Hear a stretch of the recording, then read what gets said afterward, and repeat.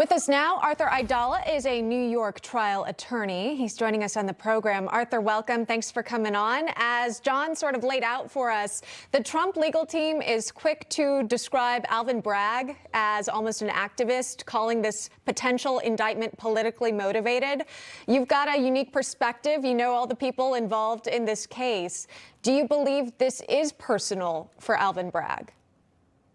Yes, I think it would be naive to not say that it was personal. Just to make it clear, I don't have a horse in this race, except I practice in that courthouse all the time.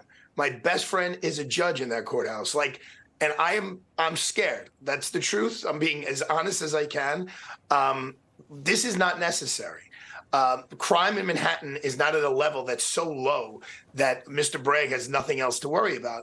And what your correspondent just said is accurate in terms of they are reducing serious violent felonies to much lower crimes.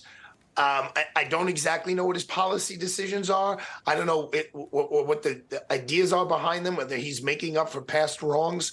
But there are some bad dudes out there who they're releasing without any bail. Even when the judge can set bail, they're not asking for bail. And now you're looking at a case that's a paper case where there's no real victim. And Mr. Bragg's initial instinct when he took office was to disband the Trump specialized unit that his predecessor, Cy Vance, had put into place and not prosecute this case. So Cy Vance, the DA who was there for 12 years and had a strong history even before that, decided not to prosecute Trump. The feds, who had Michael Cohen confess to them and to a federal judge, all the same exact things he told this grand jury, they decided not to prosecute Donald Trump.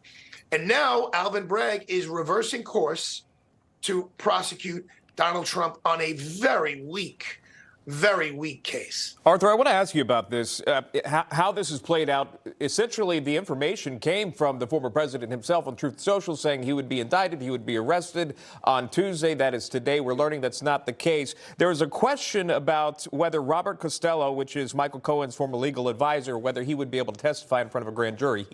He did so. Now there's a question about there's another testimony, another witness that the grand jury wants to hear from possibly tomorrow. We didn't know that before. You working in that courtroom, you understanding how this process works, what does that tell you about this grand jury allowing more witnesses in this case?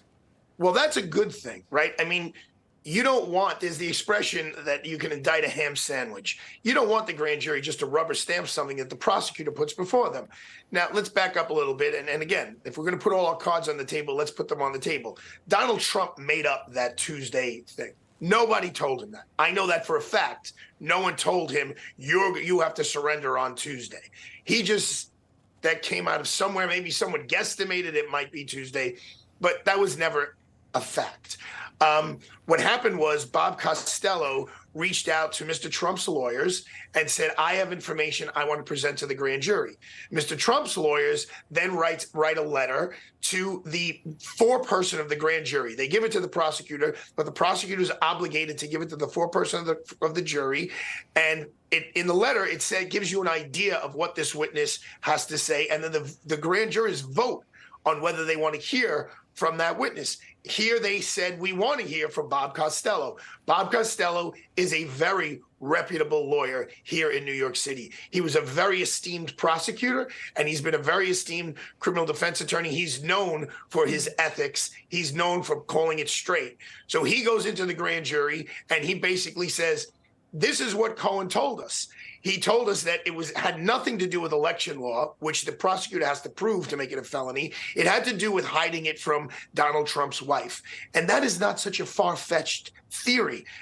Men pay off women on a regular basis in our society, whether we like it or not to reveal an extramarital affair. That is a common thing. We could say it's not, but it is. And so that's what Bob Costello told the grand jurors was the purpose of the payoff. He also said Donald Trump didn't even know about the payoff until after the fact. If the grand jurors believe Bob Costello, there should not be an indictment here of any kind. And if there is one, it should be a low-level misdemeanor. And if Alvin Bragg decides to be the first DA to ever indict not only a past president, but one who's running for president of the United States on a misdemeanor, it is a black mark on the criminal justice system. All right. It will be fascinating to see what the grand jury does next. Arthur Aidala, thanks for joining us today. Appreciate your analysis.